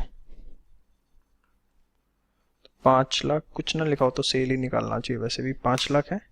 और टोटल एक्सपेक्टेड सेल्स हमारी कितनी है, 10 लाख इंटू 100, तो हमारा प्रॉफिट मार्जिन रहता है कितना, 50%। ये तो आपको समझ में आ गया। अब ग्रॉस प्रॉफिट आपको निकालना है। ग्रॉस प्रॉफिट किस पे निकलता है, एक्चुअल सेल्स पे। तो एक्चुअल सेल्स हमारी कितनी थी, 8 लाख। तो इसको मत मान लेना एक्सपेक्टेड प्रॉफिट को ग्रॉस प्रॉफिट, यही सोच रहे होगे। नहीं सोच रहे तो अच्छा, और सोच रहे तो बस समझ लेना, वीडियो अभी तक सही से नहीं देखी। Gross profit earn 8 lakh multiply by 50% कितना हो गया, 4 लाख। ये जो एक्सपेक्टेड सेल्स एक्सपेक्टेड प्रॉफिट निकाले थे, वो प्रॉफिट परसेंटेज निकालने के लिए निकाले थे। क्लोजिंग स्टॉक की अगर आप बात करो तो उसकी सेल्स वैल्यू थी 2 लाख, जिसमें से प्रॉफिट्स आप माइनस कर दो 50% से 1 लाख, तो आपका बचा कितना, 1 lakh. This is closing stock at cost. समझ में आ गया? शो। अब इसी में ही सर ओपनिंग स्टॉक होता, तो ये समझ में आ गया सारा का सारा। शो।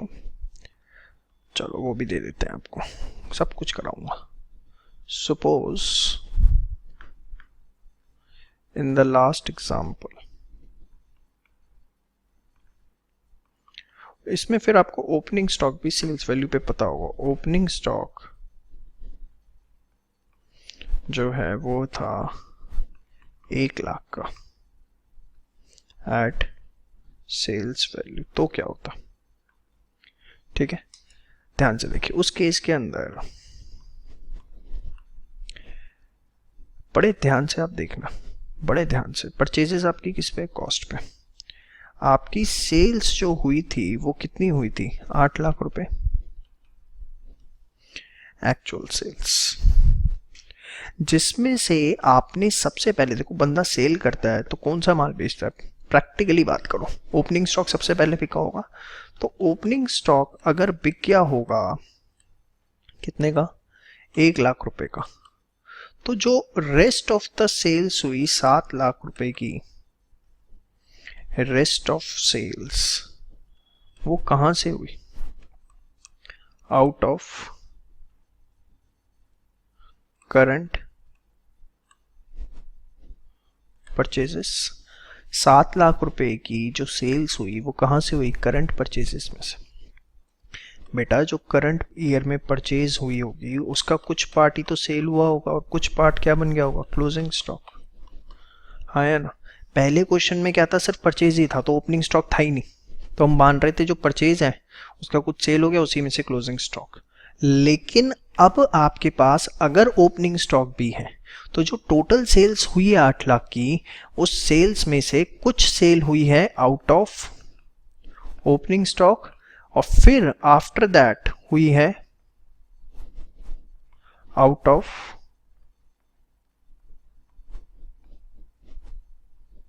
परचेजेस। कहां से, आउट ऑफ परचेजेस। समझ में आए। तो 8 लाख में से अगर 1 लाख की ओपनिंग स्टॉक वाली सेल हो गई तो रेस्ट ऑफ द सेल्स बची कितनी, 7 लाख रुपए बची आउट ऑफ करंट परचेजेस।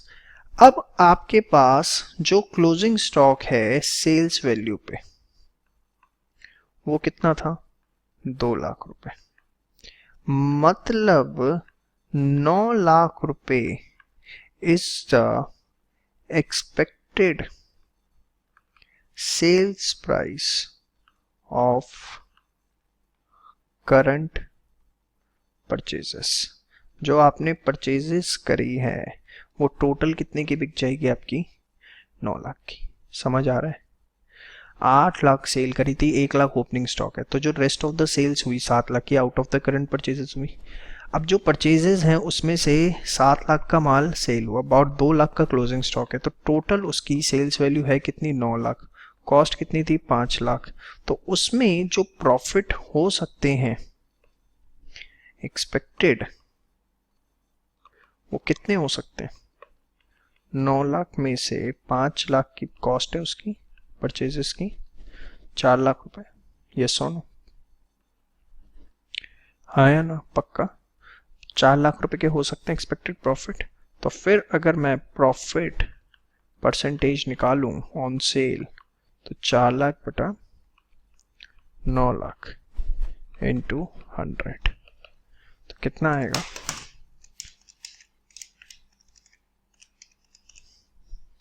44.4%। तो what will be the gross profit, that will be 8 lakh का 44.4%। वो तो सेल्स पे ही होता है। 3,555,20। तो होपफुली आपको ये बात समझ में आ गई। देखो ओपनिंग स्टॉक का क्वेश्चन किसी बुक में नहीं गिवन, तो मैं सिर्फ आपको करवा दिया कि आपके मन में डाउट आएगा तो, और undoubtedly it is technical, it is very simple to understand, but ये अच्छे से समझ में आएगा और बड़े पेशेंस के साथ जब इसे आप देख रहे हो तभी समझ में आएगा, अदरवाइज आपको दिक्कत आएगी ही आएगी। बस इतना ध्यान रखना है, जो सेल होती है वो कुछ ओपनिंग स्टॉक में से पहले ओपनिंग स्टॉक की होती है, फिर करंट परचेज। तो 8 में से 1 गया 7 लाख रुपए, 2 लाख उसमें से स्टॉक की सेल्स वैल्यू है, तो 9 लाख रुपए का माल 5 लाख वाला बिक जाएगा, तो प्रॉफिट मार्जिन आ गया, उसके हिसाब से हमने निकाल लिया। तो this is what adjusted selling price method. Now you can solve any of the question from your respective books. ठीक है जी, थैंक यू सो मच. चलिए बच्चों, अब हम स्टार्ट करने जा रहे हैं इन्वेंट्री वैल्यूएशन बिफोर और after the closing date of accounting year. ये क्या टॉपिक है सर, ध्यान से समझो. सपोज हमारे बुक्स ऑफ अकाउंट्स जो है वो क्लोज होते हैं 31 मार्च को. हर साल 31 मार्च को हमारे बुक्स ऑफ अकाउंट्स क्लोज होते हैं और हमने अपना इन्वेंट्री वैल्यूएशन, जो इन्वेंट्री वैल्यू निकालनी थी, क्योंकि 31 मार्च को बहुत काम होते हैं, तो इन्वेंट्री वैल्यूएशन हमने कर ली 20 मार्च को. ठीक है, अब 20 मार्च को हमें स्टॉक की एक वैल्यू पता है और हमें स्टॉक वैल्यू निकालनी है ऑन 31 मार्च. 31 मार्च को स्टॉक की वैल्यू क्या है, समझ में. हमने यहां पर वैल्यू निकाल ली और अब हमें 31 मार्च को निकालनी. तो अगर ये वैल्यू पता है और हम 31 मार्च को वैल्यू निकालिए तो क्या करेंगे. बड़ा सिंपल है. 20 मार्च से लेके 31 मार्च के बीच में जो भी गुड्स आए उसको प्लस कर दो. हाँ या ना. इस टाइम पीरियड के दौरान किसी भी तरीके से अगर कोई भी परचेजेस हुई तो उसे क्या कर देंगे, प्लस कर देंगे. हाँ या ना. और अगर हमने गुड्स बेचे इस दौरान, सेल किए, सेल करने से स्टॉक क्या होता है, कम होता है, तो हम सेल्स क्या कर देंगे, माइनस कर देंगे. सिंपल. इस दौरान जितनी परचेज हुई प्लस कर दी, सेल्स हुई माइनस कर दी. बट प्रॉब्लम इज व्हाट, जो इन्वेंट्री वैल्यूएशन होता है वो कॉस्ट पे होता है. परचेज कॉस्ट पे ठीक है, बट सेल्स कॉस्ट पे होती है नहीं, it is at sales value. तो आपको सेल्स नहीं माइनस करनी, आपको माइनस करनी है कॉस्ट ऑफ सेल्स, क्योंकि ये कॉस्ट पर, ये भी कॉस्ट पर, तो it should be on cost. हाँ या ना. तो सेल्स नहीं, कॉस्ट ऑफ सेल्स माइनस करनी है. समझ में आ गया आपको? श्योर. तो इस दौरान अगर आपने इन्वेंट्री वैल्यूएशन अकाउंटिंग ईयर से पहले कर लिया, जैसे 20 मार्च को कर लिया, तो 31 मार्च पे जाना है, तो जितनी परचेज हुई है ऐड कर दो और जितनी भी सेल हुई है उसकी कॉस्ट माइनस कर दो. And vice versa. Vice versa मतलब सपोज आपका इन्वेंट्री वैल्यूएशन हुआ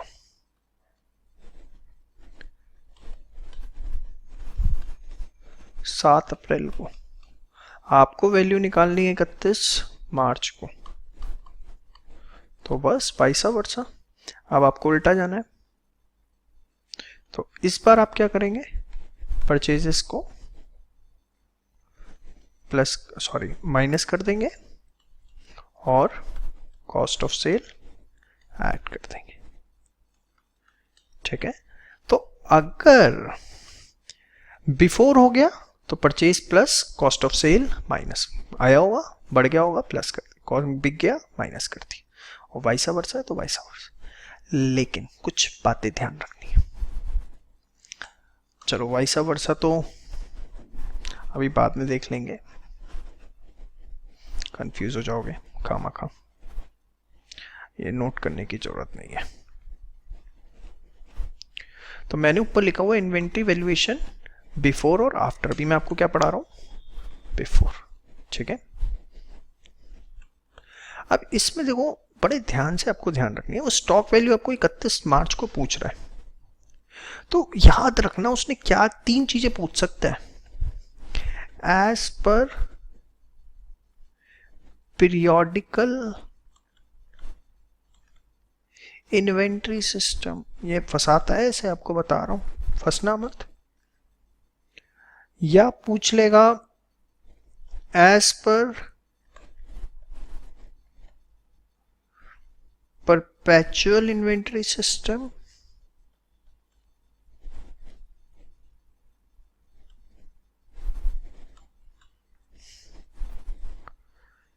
या कुछ भी नहीं लिखा होगा, से बोल देगा स्टॉक की वैल्यू बताओ।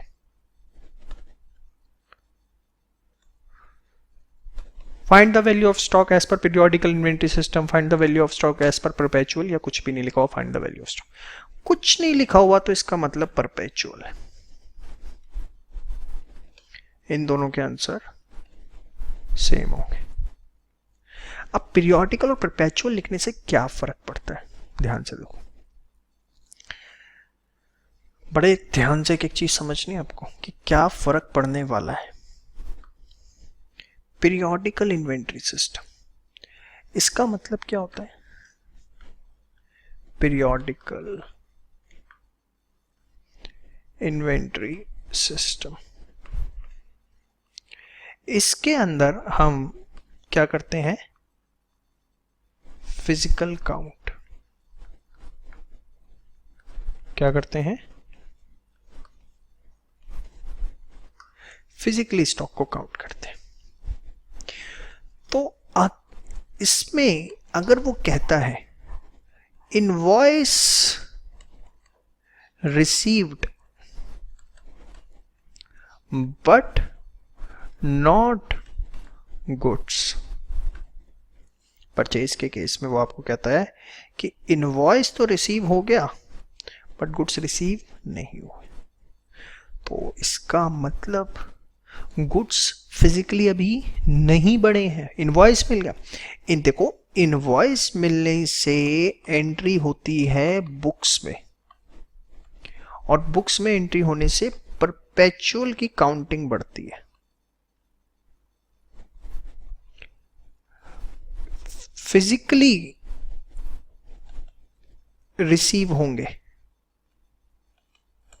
तो ही पीरियोडिकल जो स्टॉक है वो बढ़ेगा।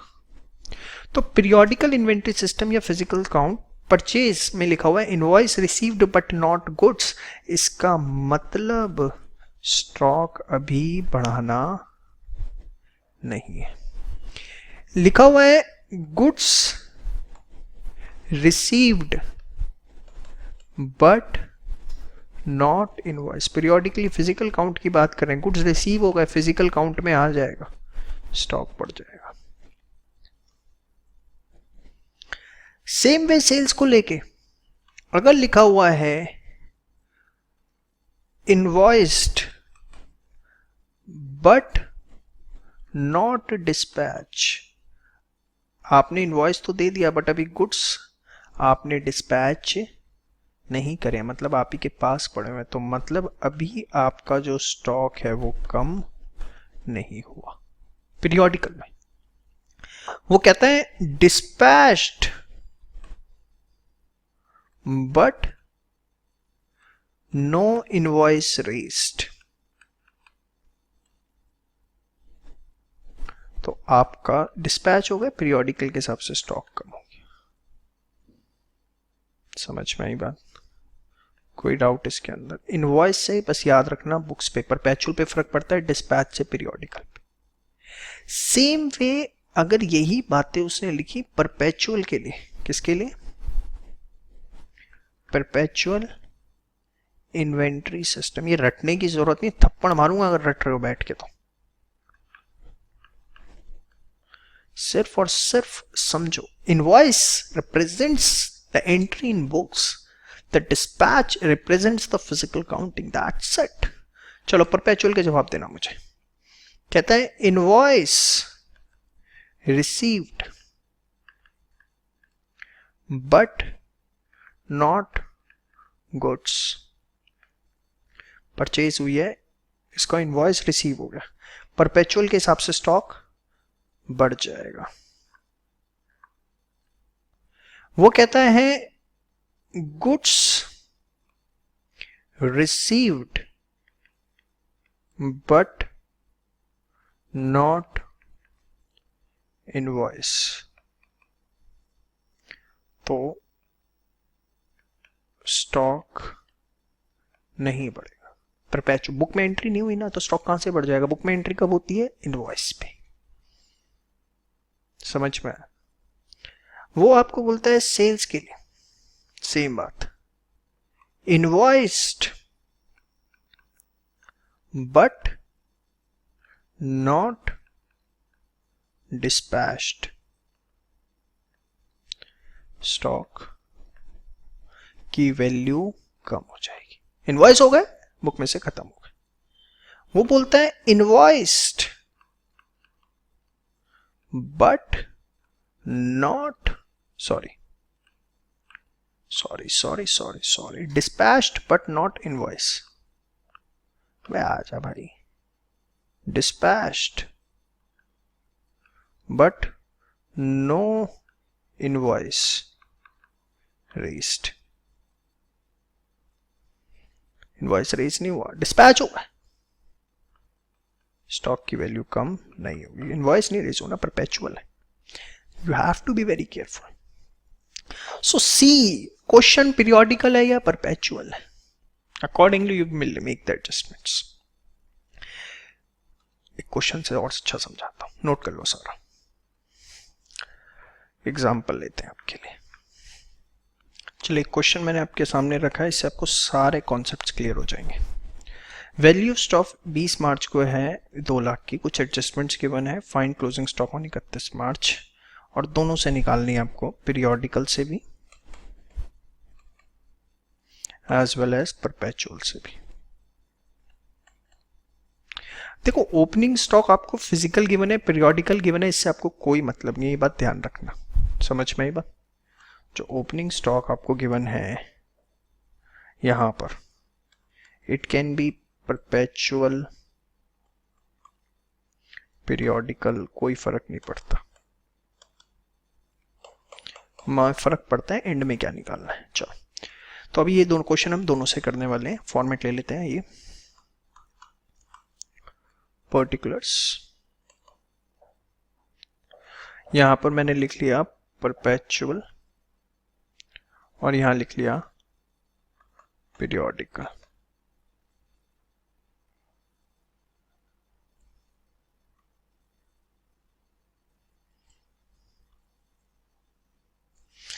चलिए, वैल्यू ऑफ स्टॉक 20 मार्च को कितनी हमारे पास, 2 लाख रुपए। परपेचुअल में इनवॉइस के बेसिस पे एंट्री होती है, पीरियोडिकल में फिजिकल के बेसिस पे। ये ध्यान रखना बस, आपको और कुछ भी ध्यान रखने की जरूरत नहीं है। चलिए, ऑन 22 मार्च गुड्स परचेज हुए प्लस होते हैं, costing ₹50,000 but physically received of 30,000 only. Purchase 50 के करे, इनवॉइस 50 का मिला, फिजिकली 30,000 रिसीव हुए हैं। बताओ,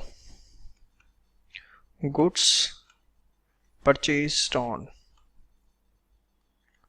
22 मार्च कितने के? परपेचुअल में पूरी एंट्री आ जाएगी, बट पीरियोडिकल में सिर्फ 30,000 से आएगी, क्योंकि फिजिकली आपको 30,000 के ही मिले हैं। हाँ या ना? और जिसने सोच लिया था, कसम बता रहा हूं, उसको ये टॉपिक समझ में आ चुका है। हाँ, गुड्स परचेज हुए 24 मार्च को 5 लाख रुपए के, कुछ नहीं लिखा हुआ, तो इसका मतलब रिसीव भी हो गए। अगर क्वेश्चन में स्पेसिफिकली बोलता है इतने के रिसीव हुए तो बात अलग है, अदरवाइज तो परचेज किए तो हमें रिसीव भी हो गए। तो गुड्स परचेज्ड ऑन 24 मार्च कितने के? 5 लाख के। ठीक है, क्वेश्चन में बोलेगा तो कुछ करना, अपना दिमाग मत लगाना otherwise. Goods sold off 80,000 but only 50,000 goods were dispatched. Profit ले 20% ऑन कॉस्ट, तो अगर 20% ऑन कॉस्ट है, बहुत बार बता चुका हूं निकम्मो, ऑन सेल 20/120 होगा। कॉस्ट से प्रॉफिट सेल पे जाना होता है, इन दोनों को ऐड करके यहां लिख देते हैं। फाइनल अकाउंट्स देख लो, उसमें भी बताया था 20/120 ऑन सेल, वहां रीजनिंग के साथ बताया था। तो 20/120 ऑन सेल, तो 80,000 पे 20/120, उसकी कॉस्ट क्या आएगी बताओ?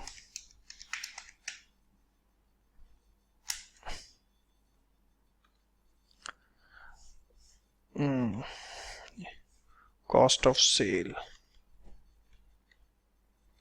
80,000 में प्रॉफिट है 13,333, तो 66,667 रुपीज आप माइनस कर दें।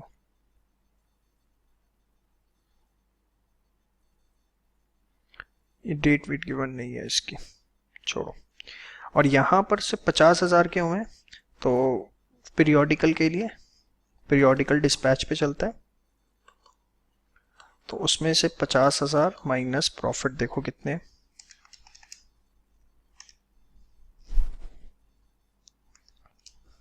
8,333, 41667, ठीक है।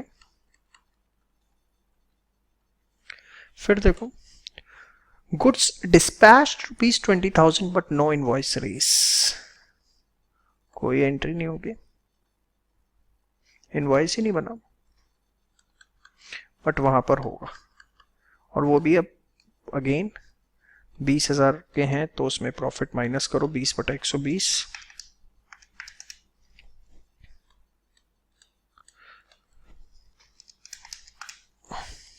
16,667, तो ये आपके पास क्लोजिंग स्टॉक आएगा दोनों मेथड से। 2 लाख जमा 50,000 जमा 5 लाख माइनस 68,333, और यहाँ पे 2 लाख जमा 30,000 जमा 5 लाख माइनस 41667 माइनस 1,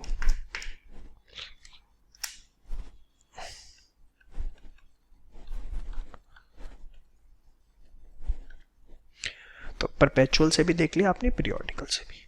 और यही चीज अगर वाइसा वर्सा होती, सपोज आपको ये स्टॉक गिवन होता 10 अप्रैल को और आपको 31 मार्च को निकालना होता, तो simple purchases minus cost of sale plus. समझ में आ गया? पक्का? श्योर। तो if inventory value given after accounting, या ऐसे लिखो,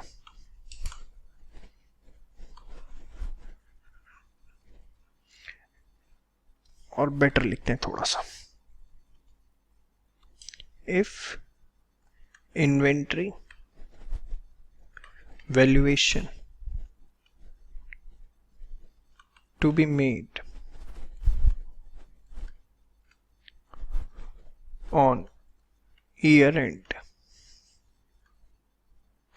and its value is considered after year end, then purchases minus cost of sale add to find value of stock on year end.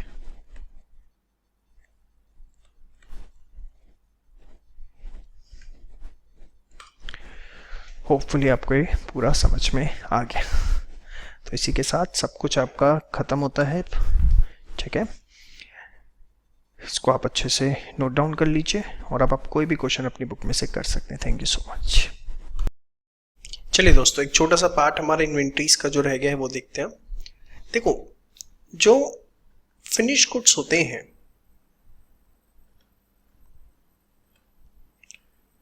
At the end of year, at the end of accounting year, जो उनका valuation किया जाता है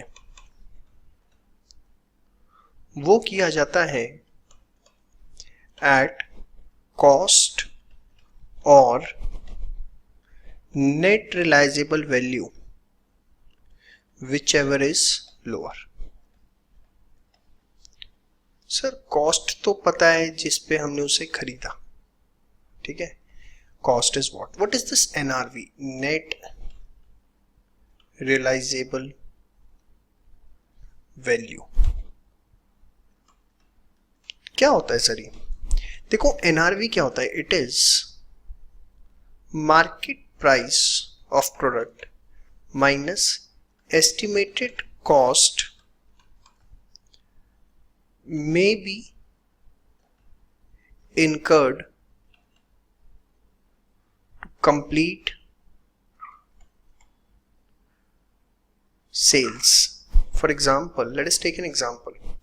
Suppose हम एक radio लेके आए, radio जो है उसकी कॉस्ट है 80 रुपये पर यूनिट, बट उसका जो मार्केट प्राइस है, मतलब जिसमें हम उसे बेच पाएंगे, that is 125।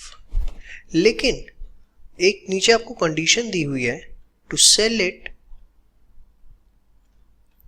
Eight 125 we need to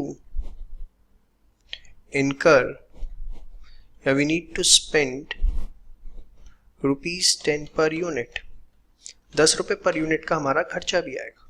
तो अगर आप देखें तो यहाँ हमारी जो नेट रियलाइजेबल वैल्यू आएगी 125 रुपये उसका मार्केट प्राइस है, बट उसे 125 रुपये में बेचने के लिए हमें 10 रुपये का एक एडिशनल खर्चा करना पड़ेगा। तो यहाँ जो हमारी नेट रियलाइजेबल वैल्यू आएगी वो होगी कितनी, 115 रुपये। नेट रियलाइजेबल वैल्यू क्या होती है? Net realisable value is market price minus estimated cost that may be incurred to complete the sales. ये बात ध्यान रखिएगा। हाँ, अगर वो गिवन नहीं है तो नेट रियलाइजेबल वैल्यू किसके इक्वल होगी, मार्केट प्राइस के। Otherwise NRV is different which is market price minus estimated cost may be incurred to complete the sales. अब आपको इन्वेंट्री वैल्यू करनी किस पे, कॉस्ट और NRV whichever is lower. जैसे आपको उसने बोला हमारे पास 4 प्रोडक्ट्स है, A1, A2, A3, A4। Cost उसने आपको बता दी 1 लाख, 1.5 लाख, 2 लाख, 3 लाख। एनआरवी आपको बताई गई से 1.5 लाख, 80,000, 70,000 और यहाँ पर 4 लाख। तो हमें कॉस्ट और NRV whichever is lower लेना है। तो A1 के केस में we will take 1 lakh rupees, ठीक है। A2 के केस में वी विल टेक 80,000, A3 के केस में we will take 70,000 and A4 के केस में वी विल टेक 3 लाख। तो जो भी लोअर होगा वो लेंगे और सबको ऐड कर दिया 4, ये हो गया आपका कितना, 5.5 lakh. This is the value of inventory. और अगर आपको यहाँ पर मार्केट प्राइस गिवन होता तो वो एस्टिमेटेड कॉस्ट ऑफ कंप्लीशन बताएगा, नहीं बताया तो you can assume market price is equals to NRV. Market price equal होगा एनआरवी के when estimated expense to complete the sales is equals to 0। जो एस्टिमेटेड एक्सपेंस है सेल्स करने का वो जो है किसके इक्वल होगा, 0 के होगा, तब एमपी जो है एनआरवी के इक्वल होगा। समझ में आएगा? Sure, thank you.